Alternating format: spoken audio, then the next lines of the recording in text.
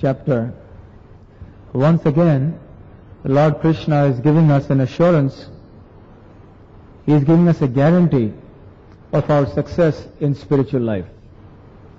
Now, in all these sessions on Wednesday, we have come across many shlokas which give us a similar assurance. All through the whole Bhagavad Gita we find many shlokas which reassure us that once you take to Krishna consciousness, success will be yours. It is only a matter of time, but you will eventually be successful. So, can we mention some of those shlokas if you remember? The most important shloka of them all, which is very reassuring, is Sarva Dharman Parityajya Mamekam Sharanam Vraja Aham Tvam Sarva Papebhyo Mokshayishyami Ma Shuchaha. O Arjuna, abandon all varieties of religion, simply surrender to me, and I will free you from all sinful reactions. Do not fear. So the word Ma Shuchaha, or do not fear, is very important, because it tells us Krishna knows that we are going to worry. What will happen if I leave everything? What will happen if I abandon all my other dharmas and if I surrender to Lord Krishna? Krishna says, don't worry, don't fear. Ma Shuchaha. Any other shlokas where Krishna is giving us the assurance? Ananyas chintayanto mam ye jana paripasate tesham nityabhiyuktanam yogakshemam vahamyaham. We did that shloka a couple of Wednesdays back. So what is the reassurance that Lord Krishna is giving us in that verse? He will preserve what we have and carry what we lack. He will supply us what we lack. Another doubt we may have when coming to Krishna is that what will happen about my daily livelihood? What will happen about my friends? What will happen about this and that? So many worries.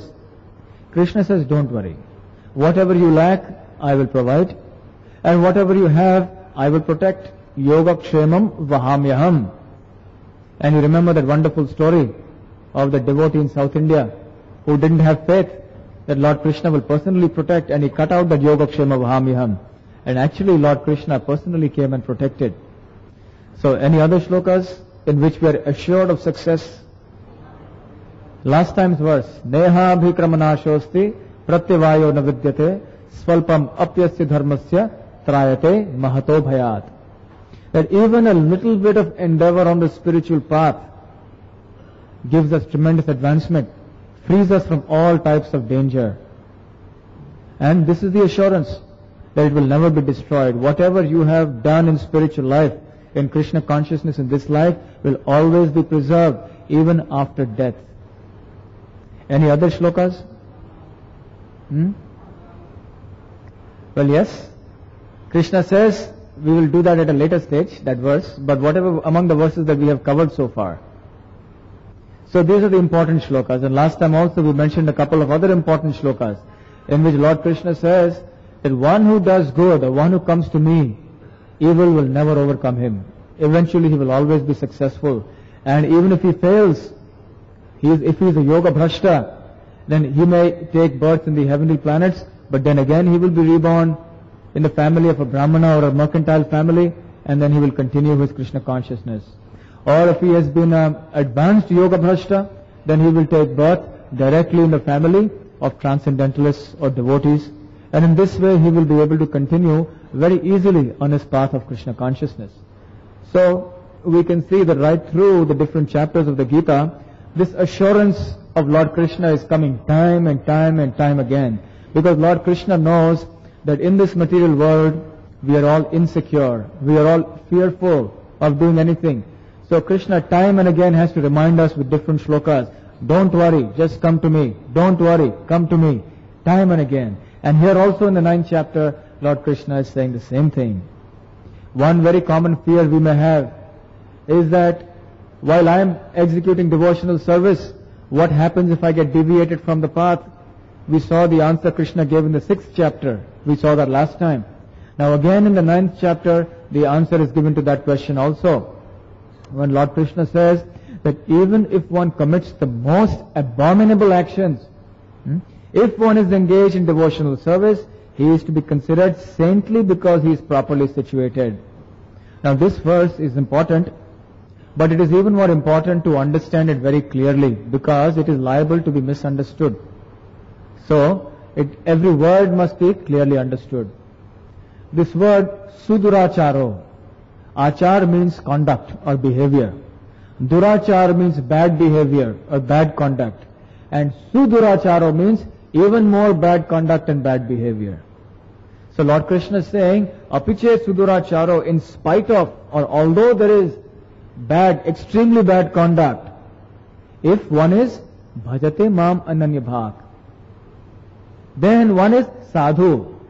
That is what Lord Krishna says. So the important thing is bhajate mam ananya bhak. Bhajate means to become his devotee, to worship Krishna. In what way? Ananya bhak. Ananya bhak means without deviation, with one pointed attention. If that is our kind of devotional service, our bhakti, unflinching, then Lord Krishna says, even somehow or the other, if he commits some abominable actions, then such a person is to be considered sadhur eva samantavyaha. So Lord Krishna is giving us a guarantee, you must consider such a person to be saintly. Why? Because samyag vyavasito hisaha. Vyavasito means to be situated. Samyag means rightly. Because he is rightly situated, so such a person must be considered a sadhu, even if he has committed some abominable action. So what is the catch here? What is the catch? Huh? No. What is the crucial point here in this verse? Huh? No? Yes? Properly situated. So what does properly situated mean? Bhajate mam ananya bhak. This is the most important point of this verse.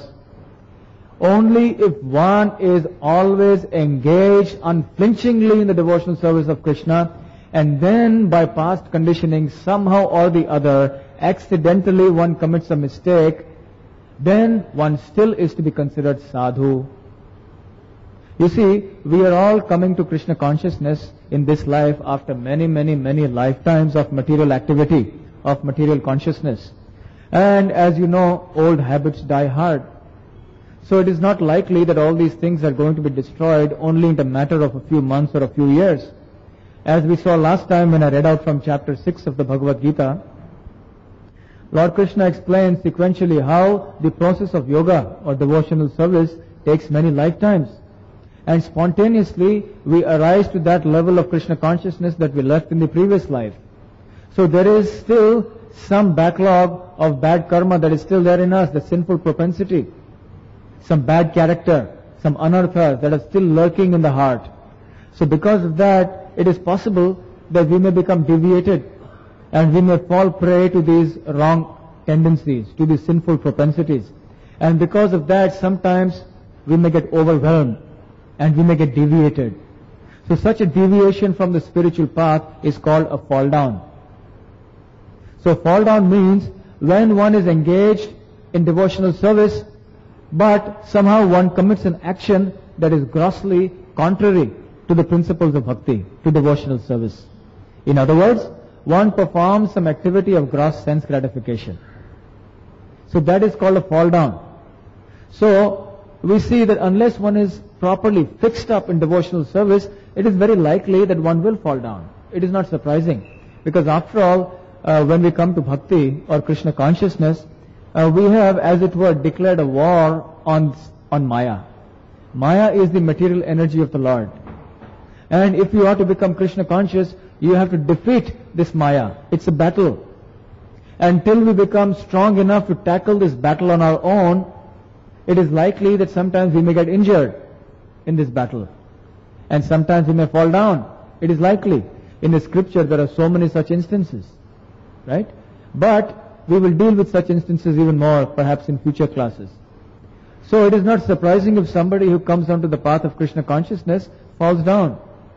In fact, in the early days of the Krishna consciousness movement, when Srila Prabhupada went to the Western countries, and those people were completely unacquainted with spiritual knowledge, at least in this life. In previous lives, of course, they were acquainted.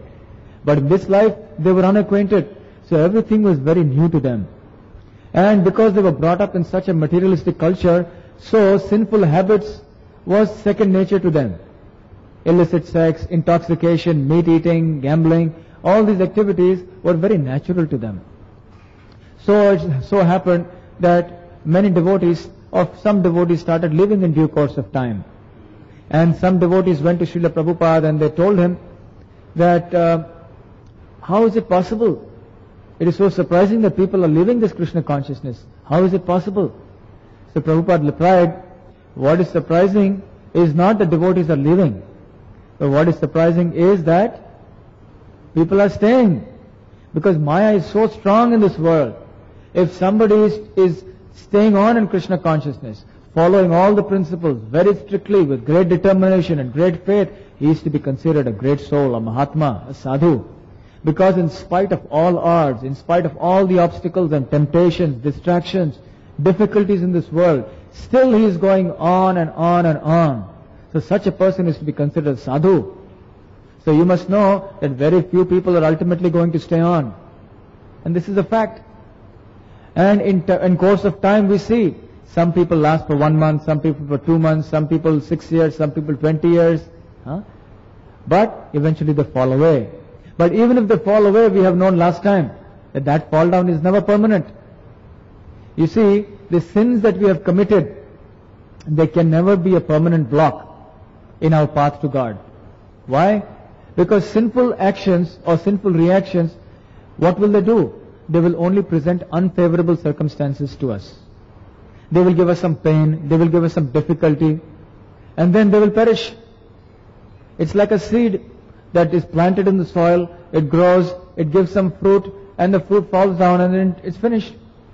So just like punya, pap is also temporary in its effect. So pap and punya can never be permanent.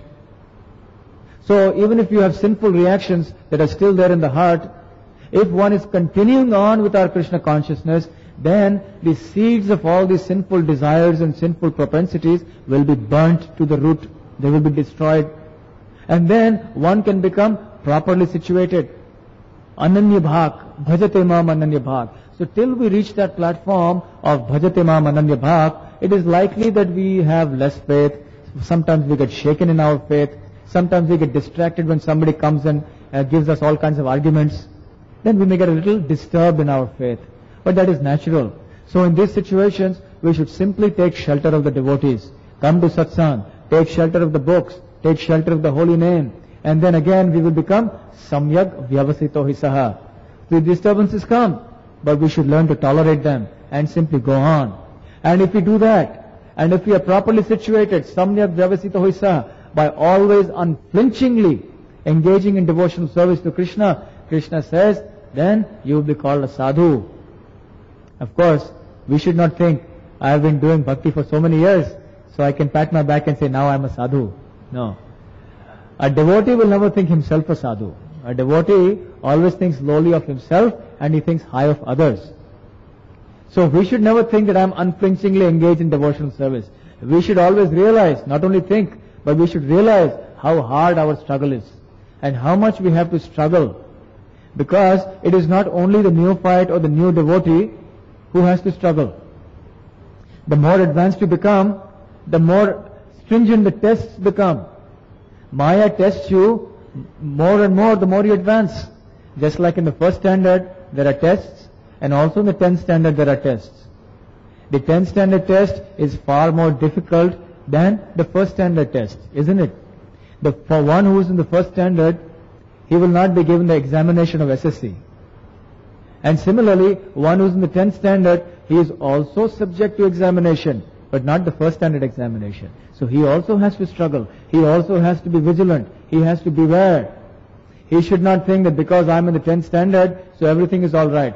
No, because the tests will also get stiffer and stiffer and stiffer. So at every stage in our Krishna consciousness, there is always a struggle. So long as we are within this material world, struggle is the name of the game. But the point is, what are you struggling for? The materialists are also struggling, the devotees are also struggling. But because the devotees are rightly situated, samyak vyavasito hisaha, therefore Lord Krishna guarantees that success will eventually be his. This is his assurance, that simply carry on. Just go on doing your devotional service day after day after day. Every day will present new problems, will present new difficulties. Maya will come up with new tricks to distract you from your spiritual life. But we should be determined. Simply go on. And then this is Lord Krishna's promise, sadhur eva samantavyaha. So this shloka is a warning to the non-devotees that don't think because some devotee who is unflinchingly engaged in devotional service, if he commits a mistake, don't think that he is a fallen person. Because he is always engaged in Krishna's service, understand him to be a sadhu. But then the warning, we should know what is the test if a person is sadhu or not. Number one, he should continue on in his devotional service. That's the first thing. Even after he has experienced the difficulty or the deviation from his spiritual life, he should continue on without ceasing. That's the first test. And second test is that deviation should be accidental. Very important. It should not be pre-planned. And it should not be meditated upon in advance and planned in advance. That I will do this particular sinful activity, and Lord Krishna has said that if I again chant the holy name or do bhakti, then I will be called a sadhu. No. It should be accidental by force of our past sinful actions, our material conditioning. Only in such a situation, with these two conditions. Number one, in spite of the fall down, if one is properly fixed and continues on with great determination in our spiritual endeavor. And number two, that fall down or deviation is accidental and one is somehow or the other overwhelmed. Only in that situation does this verse apply. So we should never try to misunderstand this verse and think that I can do anything and still be called a devotee. A devotee should be always very careful of his conduct, of his moral life, of his moral conduct. He should be very vigilant to see that he doesn't violate the basic regulative principles that have been prescribed by the Lord. If he lives such a life, then success is guaranteed. So this is the important thing. In the next shloka, Lord Krishna is saying, what happens to such a person who has somehow or the other become deviated from spiritual life? Lord Krishna says, Kshipram bhavati dharmatma shashvam chantim nigacchati. He says, Kshipram, very soon, bhavati, he becomes what? Dharma atma. He becomes a righteous person. Arjuna, don't worry. Even if you have fallen down, even if you fall down from your spiritual life, if you simply continue on in your bhakti, then very soon, Kshipram, you will become a righteous soul. And you will attain Shashvat Shantim. You will attain eternal and lasting peace. It is only a matter of time. But just go on. This is what Lord Krishna is saying here. So, in due course, we all become Dharmatma. So we should never misunderstand the position of a sadhu in this way. A sadhu is one who is always serving Krishna. This is the understanding. And in case we feel about such a person, oh, this person is a devotee, but he has such a bad temperament. He always sometimes gets angry. He is like this and he is like that. But so we may think that even though this person is a devotee of Krishna, but still he may be a sadhu, but he is not a 100% sadhu. So Krishna says no. If he is engaged in Krishna's service always, he is a 100% sadhu. Even if he has certain defects, don't misunderstand. Don't see from the material viewpoint. Understand, accept him with all his defects and understand that he is still a sadhu. But as far as we are concerned, when we see those defects in ourselves, or when someone points out those defects in ourselves, we should take that to mean that actually we are so fallen. And we should try to take the corrective measures to get rid of those faults. But nevertheless, we should know, we should not get depressed or frustrated. We should still be enthusiastic because of Lord Krishna's promise that soon, very soon, Kshipram, we will attain lasting peace and we will become righteous. And then there will be no question of a fall down. And then comes Lord Krishna's ringing promise. What is that? It is very famous. Please memorize these two lines. Kaunteya pratijanihi name bhaktaha pranashyati. His clarion call is echoing down the ages now, coming down, reminding us, O son of Kunti, never fear, my devotee will never perish. Go out and declare boldly, Arjuna. He says, Pratijanihi. You go and declare, Arjuna, that my devotee will never perish. So this is Lord Krishna's assurance. Now what does Lord Krishna say by Pranashyati, he will never perish? That we will see a little later. But let us dwell for a while upon why Krishna is asking Arjuna to declare that his devotee will never perish. Why doesn't he declare it himself in this shloka? There is a reason. Because Krishna loves his devotee so much, he is so indebted to his devotee that he values his devotee's word more than his own word. He is willing to keep his devotee's promise at any cost.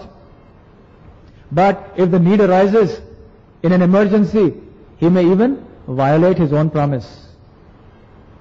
This is the glory of Krishna. This is the extent to which he may actually go for the sake of protecting his devotee. Isn't it? We are very conscious of our reputation. Oh, what will happen if I break my word? What will other people think of me? But Lord Krishna says, for the sake of my devotee, I am even willing to be called an immoral person, if that is helpful to my devotee. So there is a wonderful story from the Mahabharata in this regard. As you know, the Mahabharata was fought between the Kauravas and the Pandavas. And Arjuna had asked for Krishna to be on his side, and Duryodhana had asked for Krishna's army. And Arjuna said, I don't want anything more than you. If you are on my side, I am happy. I know victory will be ours. And at that time, Duryodhana, at the beginning of the battle of Kurukshetra, some days had already, the battle had already been fought for a couple of days, and there was no result. The Pandavas were somehow emerging more and more stronger. So in his frustration, Duryodhana went up to Bhishma, and he told him, my dear grandfather, you are the greatest Maharathi, the greatest warrior on this battlefield. And that was true. There was no greater warrior than Bhishma. Actually, although Bhishma on the battlefield of Kurukshetra was an old man, still he was so powerful that he could single-handedly have defeated all the Pandavas. He was so powerful. This was the power of Bhishma. Yet, somehow or the other, Bhishma was unable to penetrate the defenses of the Pandavas. Naturally, because Krishna was present. But Duryodhana didn't understand that. So Duryodhana accused Bhishma. He said, these are your pet grandnephews. They are your favorites. Therefore you are being partial. You are being unfaithful. You are fighting on the side of the Kauravas, but because of your soft corner for Arjuna and the Pandavas, therefore you are not actually fighting to your utmost. So Bhishma was a Kshatriya, a very powerful Kshatriya. And these words stung him more like as if there were 1,000 bees stinging him. And smarting under this insult, he took a vow. He said in front of Duryodhana, I take a vow in front of you and in front of all the assembled Kauravas that tomorrow all these 5 Pandavas shall be slain at my hands. And these are the 5 arrows with which I shall slay them. This is a vow I take. For a Kshatriya, dishonor is worse than death. And nothing is worse than being unable to keep a vow. You are completely disgraced. So therefore, Bhishma, everyone knew, yes, now the Pandavas are finished. There is no hope for Arjuna and the Pandavas. So they were very confident, because when Bhishma, as you know, how did Bhishma get the name? The one who has taken the terrible vow, isn't it? When his father, Shantanu, wanted to marry Satyavati, then Satyavati's father came and said, I will give her on the condition that her son becomes the king. But the only way the guarantee will be there is if you don't marry. And then Bhishma took a vow. Although he was a Kshatriya, he took a vow of lifelong celibacy. You see, for a Kshatriya who is situated in the mode of passion, to take a vow of celibacy, especially in those days, was very, very difficult. A Brahmana could take a vow of celibacy and it was alright, considered normal. But for a Kshatriya to take a vow of celibacy in the prime youth was considered very, very difficult. So Bhishma took that vow. So people knew, all the Kauravas knew that if Bhishma is taking this vow, then there is no question of failure. So the Pandavas are definitely going to be destroyed. So there was great jubilation in the Kaurava camp. Krishna is Paramatma. He is situated in everyone's heart. So immediately he understood what plan Bhishma had. So Krishna also is a supreme politician. So he called Arjuna and said, Arjuna, I want you to do something. Do you remember that some time back, Duryodhana had asked you for a boon, that whatever you desire I will fulfill? So now is the time. You go to Duryodhana. Duryodhana has taken very intelligently all those 5 arrows from Bhishma, lest Bhishma should change his mind. He has taken those 5 arrows for safekeeping, and Duryodhana has those arrows with him. So you go to Duryodhana now, after the day of battle is over, and you ask him, remind him of this favor that he has given you, and you ask for those 5 arrows. You see, the custom in those days was that even a battle was fought according to certain principles. Today there is no question of principles, either in love or in war. But in those days, there was principles even in war. In war, from sunrise to sunset, the battle would take place, and as soon as there was sunset, the battle would stop, and the two sides would become friends.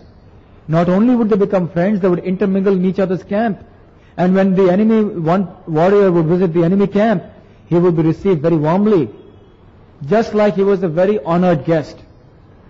And then he was sent back with all kinds of refreshments and honor. And next morning, they would be ready to kill each other. That was the custom. So at the end of the day's battle, Arjuna went to the camp of the Kauravas. And Duryodhana welcomed him and said, Arjuna, what do you want? Do you want me to stop this battle?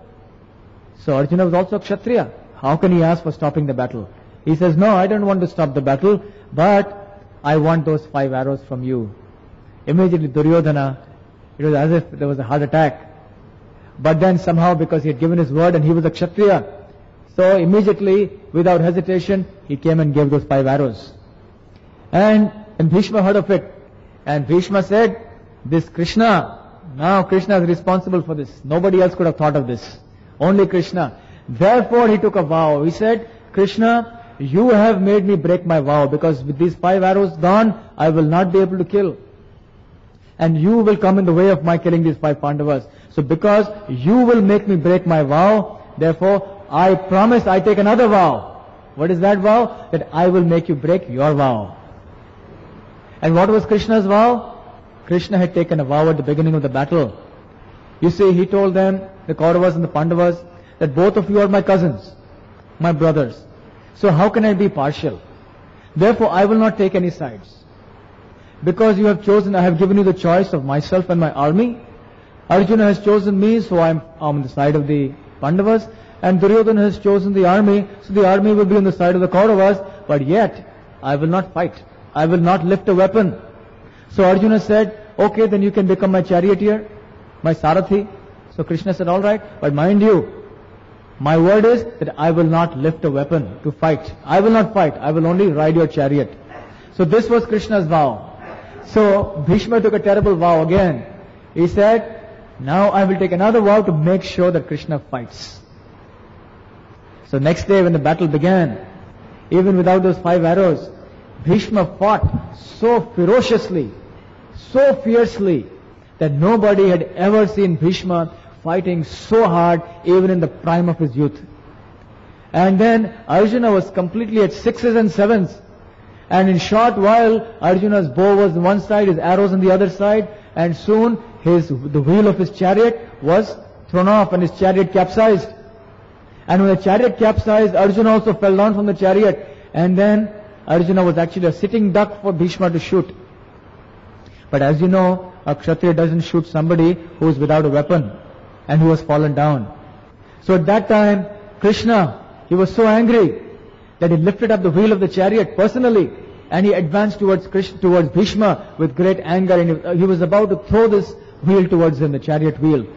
And at that time, Bhishma, he raised his hand and said, yes, Krishna, now you may kill me. Because you know, Bhishma, although he was on the side of the Kauravas, he was actually a great devotee of the Lord.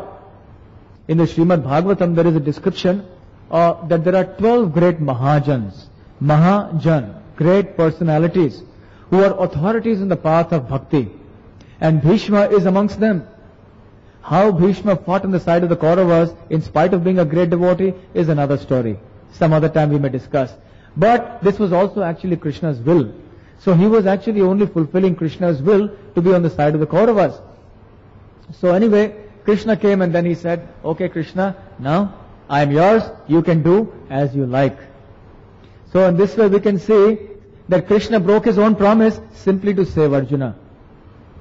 So Krishna, then later on all through, everyone says Krishna broke this promise, just see, he took a vow and he didn't fulfill it. Krishna says, I don't care. Because Arjuna, my devotee, was in danger, and my priority is to save my devotees. Never mind what people think of me. So therefore, when Lord Krishna is promising here that don't worry, you will never perish, people may doubt that, see, Krishna broke his word on the battlefield of Kurukshetra. He had promised that he will never lift a weapon, but he broke his thing. He broke his vow. Therefore, he may break his promise here also. What is the guarantee? Krishna says that my devotee will never perish, but what if Krishna changes his mind? So, Krishna says, Arjuna, you say, because everyone knows that my devotee's word I will never break, because I value my devotee more than myself. So therefore, Krishna says, Prati Janihi, Kaunteya, O Arjuna, you declare that my devotee will never perish. I will not declare. I have already declared enough. But still people may doubt, so now you say that. Declare it boldly, not just declare, but declare it boldly. Go out.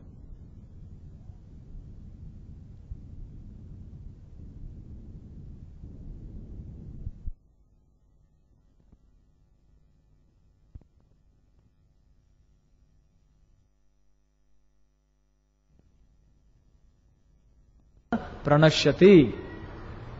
So what is this pranashyati? Pranashyati means destroyed. So Krishna says, my devotee will never be destroyed. But what does it mean to not destroy? Is Krishna talking about the protection of this material body? This material body is bound to perish sooner or later. Whether you're a devotee or a non-devotee, ultimately we all have to die. The only difference is what happens after death. One who becomes a pure devotee goes back to the kingdom of God. One who is a materialist, he has to take birth again in different species of life according to his karma. And one who is in between, whose spiritual life is not yet completed, he also has to take birth according to the formulae that we spoke about last Wednesday. So the death is there for everyone. So the material body must perish. So Krishna will not make such a promise that he will protect your body unlimitedly. Of course, he also does that sometimes. But he will not do it eternally. Can you mention some instances when he also protects the body? This very instance, when to protect Krishna's devotee Arjuna, to protect Arjuna's body, he actually broke his vow. So he protected Arjuna's body. So many times he protected the Pandavas. When they were in the Lakshagraha, the house of lack, he protected them. So many situations.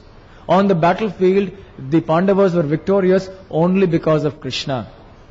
Otherwise, they would have been destroyed.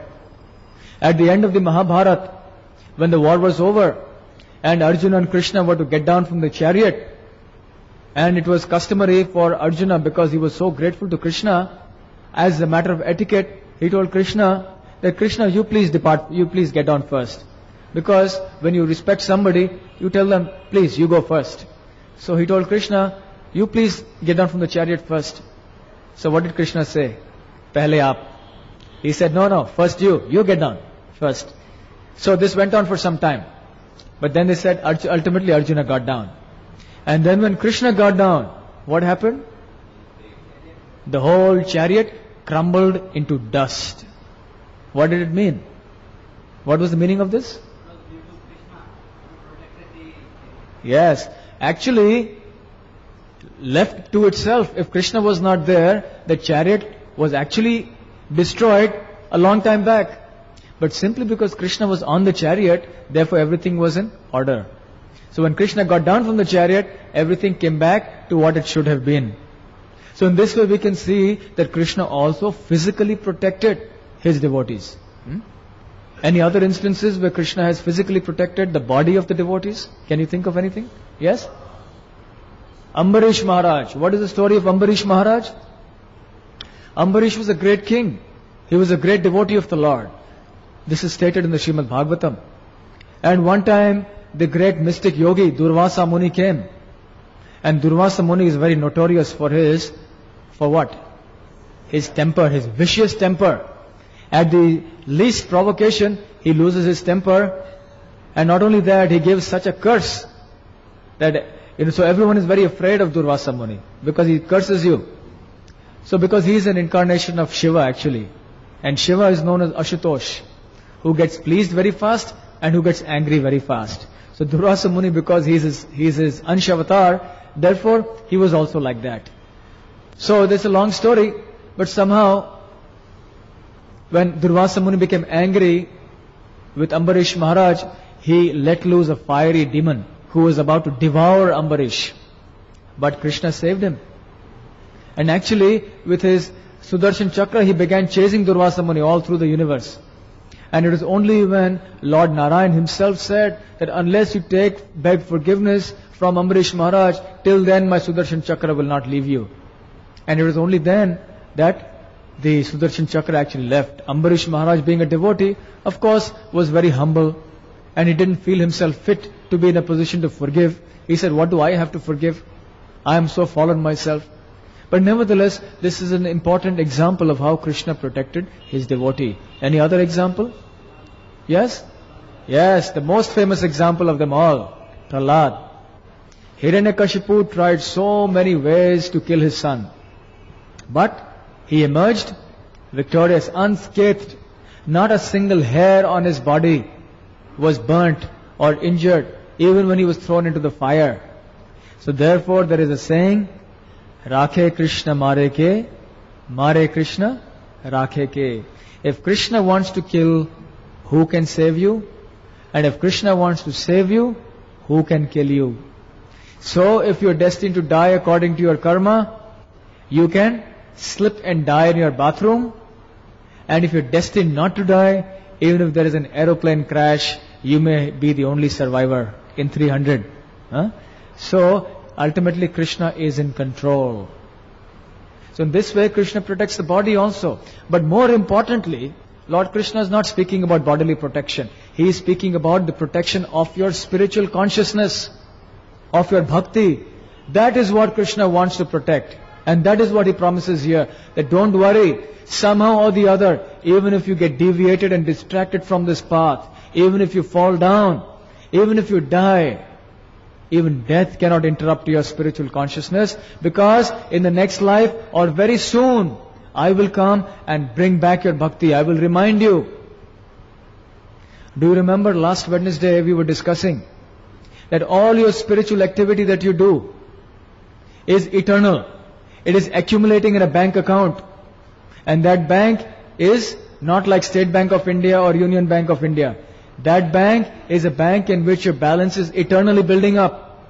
And that bank will never get destroyed, that bank balance. It will always remain with you life after life. And this bank will never fail. So even if somehow you get deviated, Lord Krishna says that account will always stand to your credit. And sooner or later, you will come back. So, we can understand the process of falling down from spiritual life as losing your checkbook. You remember the analogy of this bank account. Now one more analogy I will give you. You know, when you operate your bank account, you have a checkbook. Suppose you lose your checkbook, what happens? You can't operate the account, can you? If you are at a distant place. Of course, if you are in the local city, you may go to the manager and take a withdrawal slip or get a new checkbook or something. But if you are out of town, you're away, then you are handicapped because you don't have the checkbook. So till you find the checkbook, although your money is there, it is your money, it is safe and sound, but you can't use that checkbook. Correct? Similarly, even though you have done Krishna conscious activity, you have performed spiritual activity, but if you fall away, then for the duration, when you have forgotten your spiritual life and you have forgotten Krishna, it is as if you have lost your checkbook.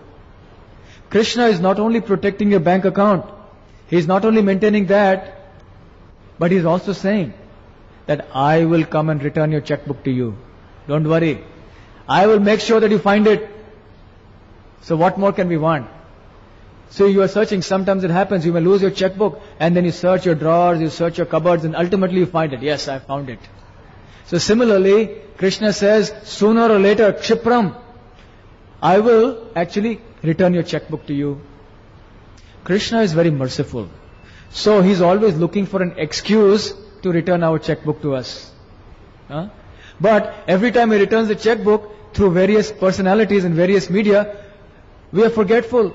So we say, oh, this checkbook, no, this is not my checkbook. So at various times, we have people coming to tell us, please come to Krishna consciousness, chant the holy name. Why don't you come to Bhagavad Gita lecture? Why don't you come for satsang? Oh, no, I have some other work. So Krishna is returning our checkbook to us through the medium of so many people, but we think, oh, this is not my checkbook. It's not my checkbook. So finally, Krishna has to tweak our ear. He has to twist the ear so hard that in pain we accept, yes, I accept, it is my checkbook. What does it mean? It means that by the force of Maya, we are put into so much distress that simply in distress we cry out to Krishna, now I will come and surrender to Krishna. I have had enough. So therefore Krishna's warning, it's also like a covered warning, that don't come to such a stage of forgetfulness that Krishna is forced to give you a loving tweak on the ear. When your child misbehaves, out of love, sometimes you tweak his ear. But for the child it is very painful and he cries out. But for you it is a sign of love, because you know if you don't scold him, then he will continue with his mischief. So similarly, out of his love, Krishna sometimes may have to lovingly tweak our ear to give us that checkbook. Come on, you take that checkbook and you withdraw from your account now. And not only that, this account, the more you withdraw, the more it increases. Such a bank account I'm giving you, and you're not taking use of this checkbook, so take it. Krishna tweaks the checkbook. So Krishna is always after us. Once you have accepted Krishna consciousness, then you are doomed. What is doomed? Your material life is doomed. Because eventually Krishna will tweak your ear and make you a devotee. In this Hare Krishna movement, once there was a devotee in the Western countries. Somehow or the other, he became a little disillusioned with spiritual life. And then he decided that this is too much for me to take. All these regulative principles, all these do's and don'ts, all this hard work, getting up early in the morning, it's too much for me to take. I have taken up to a point and now I must give it up. I can't take it. So after a few years he left. And he decided, I am so angry with all these devotees, I never want to see them again in the rest of my life. So somehow Krishna had other plans. You see, man proposes, God disposes. So his plan was that he wanted to have nothing to do with the other devotees. So he decided, I will not stay in the same city. I will go to another city. So he took a plane. When he sat in the plane, whom did he see next to him? There was a devotee. So he looked the other way. He had changed his clothes, he had grown his hair, he had wearing shirt and pant, and he was everything. He looked the other way, but his devotee was chanting Hare Krishna, Krishna Krishna, Hare Hare, Hare Ram, Ram, Hare Hare. So he was forced to hear. And the plane was full, so he couldn't even go to another seat and sit down. So anyway, somehow he tried to close his ears, but sound was still penetrating. Then he got down at the airport, and when he got down to the airport, he saw some book distributors there coming with books, and they came up to him. Sir, would you like to read Bhagavad Gita?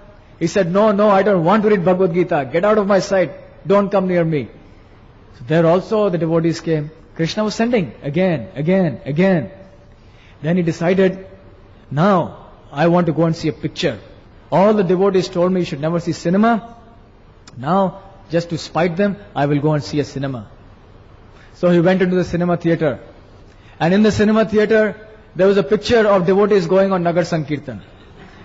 So he said, this is too much. He went back, he got out of the movie theater, and in this way, day after day, somehow or the other, there was something to remind him of his devotional life. And then he understood. Krishna is sending me too many signals. And intelligence prevailed, and he went back and joined the same temple. So we can see that even if you deviate, Krishna is always waiting. Krishna is always eager that we should come back to spiritual life. So all the time He's reminding us through so many different people, through so many different agencies, through the books. And there are various wonderful ways in which Krishna can remind us and bring us to Krishna consciousness. There is another wonderful story of how somebody else was reminded of his previous devotional life. You see, he was eating a watermelon. I may have narrated this story before. There's one man, he was eating a slice of a watermelon and going on very happily on the street. And while he was absorbed in eating this watermelon, somehow or the other, the watermelon slipped from his hand. And it fell right next to him. There was a garbage bin, and it fell into the garbage bin. So having tasted the watermelon, which is very sweet, he didn't want to let go. So he put his hands into the garbage bin to pick up that watermelon because he still wanted to eat it, because he had just tasted it. So as he rummaged through the garbage, then immediately he got something and he picked it up. And what was it? a Bhagavad Gita, which somebody else had thrown. You know, people go on the street to distribute books. So some devotee must have been very forceful with someone, and somehow or the other persuaded that person against his will to take a Bhagavad Gita. So just to get him off his back, he may have taken that copy and then thrown it in the waste paper basket. And then this man comes along, searching for his watermelon, and he got this Bhagavad Gita. He opened, what is this Bhagavad Gita? He started reading it. And within a short while, he dedicated his whole life to Krishna. And he is still in the movement, going strong. So we can see that Krishna is always there to remind us of what we did in our previous life, of what we did even in this life. Many of us, perhaps, we have had, due to our upbringing, devotional sanskaras from our childhood. But somehow when we grow up, we come into the company of our friends in college and school, and we go out in professional life and so on, then we forget. And it becomes fashionable these days to forget God, or to become very materialistic. So, in this so-called fashionable, so-called modernized and westernized environment, we are all forgetting our culture. But Krishna sometimes doesn't allow us to forget. So He will remind us somehow or the other. And that is why in Bharatvarsha it is very advantageous to take birth here. Because we have the sanskaras. So it is easier for us to come back to Krishna consciousness. It is very easy for us to come back to the spiritual path. Because our reminder, our past devotional services are in this life itself. So it is easier compared to the previous life. So just see how fortunate we are being born in this land of Bharatvarsha. Therefore we have a great responsibility on our shoulders. Lord Chaitanya, who is Lord Krishna himself, who incarnated about 500 years ago, he says, Bharata bhumite janma hoilo jar, janma sarthak kori, karo para upakar. Amar agyay hoye guru taro ei desh. Amar agyay, what is that shloka?